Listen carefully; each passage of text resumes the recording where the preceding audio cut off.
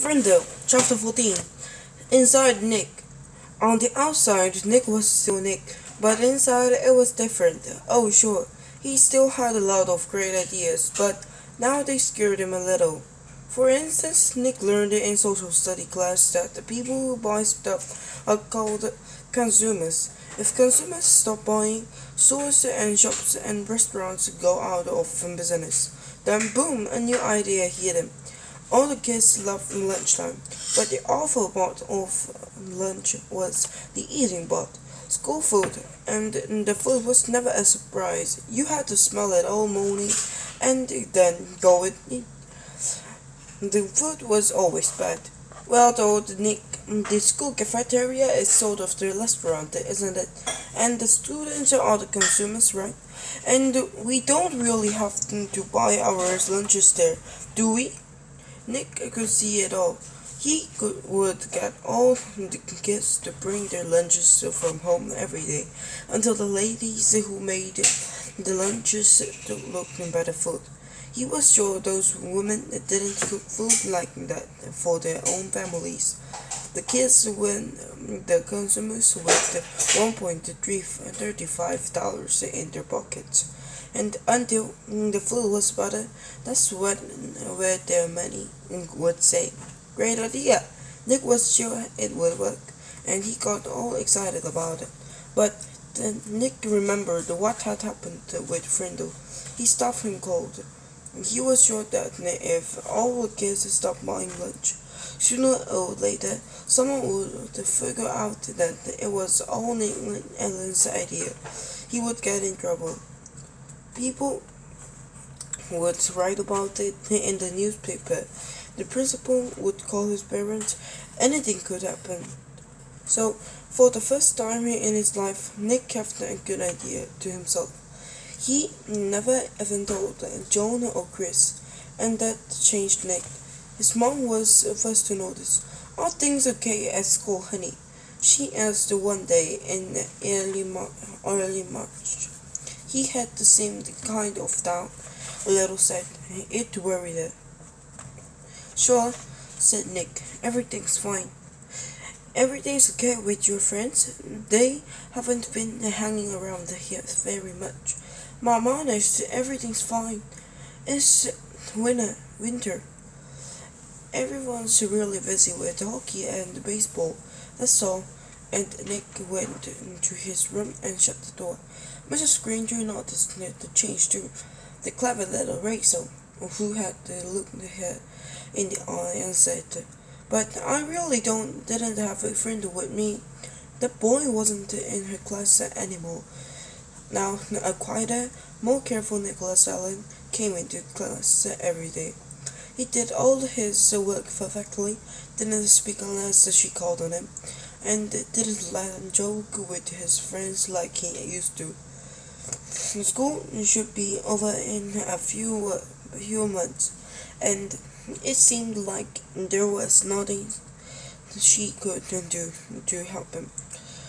Toward the end of the year, Nick remembered the letter that the Mrs. Granger had asked him to sign on the back when the Frindle business was just getting started. The chess game was over, so he was expecting to get that letter from Mrs. Granger any day, but all spring it didn't come, so he thought she must have forgotten it. Nick was afraid to bring it all up again, but he was dying of curiosity. So, on the last day of school, Nick knocked on Mrs. Granger's classroom door. She was straightening off the textbooks on the bookcases below the windows. Without turning around, she sang out, "Come in."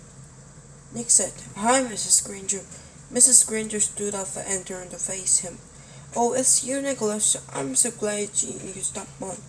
I've been meaning to talk to you, and this will save me having to send you a letter this summer." Nick gulped and said, "That's what I came for, the letter." Mrs. Granger looked puzzled for half a second, and then she said, "Oh, the letter." Then she paused. "You will recall, Nicholas, that I said that I will send you that letter when all this was over, and it's not over. It's not?" Nick titled his head to one side and asked him, "When will it be over?" Mrs. Granger smiled and said, "Oh, believe me, Nicholas, you know when it's over. I wanted to talk to you about something else." She walked across the room and stood about 2 feet from him. Nick had grown during the year, and their eyes was almost on the same level. Nick noticed that the eyes were softer, but just as powerful. "I've noticed that you've been very quiet for the past few months. You know, Nicholas, you didn't do anything wrong this year. I know a lot of things happened, and a lot of things were said, and you must have had some difficult days here and there. But your idea was good idea, and I have been very proud of the way you behaved most of the time." Nick was embarrassed, but Mrs. Granger kept talking. "And Nicholas, you have great things to do in this life. I'm absolutely sure you do, and you mustn't let a few hot days drinking you into coming up." Then Mrs. Granger reached out and shook Nick's hand, and looked him in the face. Her eyes were turned up brighter than Nick had ever seen them before. She said, "Nicholas Allen, I have enjoyed having you as a student. Now, you go out there and have a wonderful summer. And I expected to hear remarkable things about you, young man." Mrs. Granger watched Nick start to leap, but before he got to the door, he turned and said, "Thanks, Mrs. Granger. You have a great summer too." Then he grinned and said, "And don't forget to buy some new Frindles for next year." Thanks to his little talk with Mrs. Granger, along with a healthy dose of summer vacation, Nick made a full recovery. He was proud that he had made up a new word, and he enjoyed thinking about all the commotion it had stirred up. That one little word had made the fifth grade a year to remember. Before he started sixth grade, Nick was Nick again, and although the junior high and high school and college he proved it. For example, 2 years later, all the school cafeterias in town were serving delicious food at least 4 days a week, all because of Nick the consumer. And the state superintendent of schools had made a special trip to Westfield to learn why this little town had the most successful school lunch program in the state. And in high school, well, the stories about Nick's other adventures could go on and on and on. But that would lay the end of the story, the one that started when Nick was in fifth grade. Because the end of the story came later, 10 years later.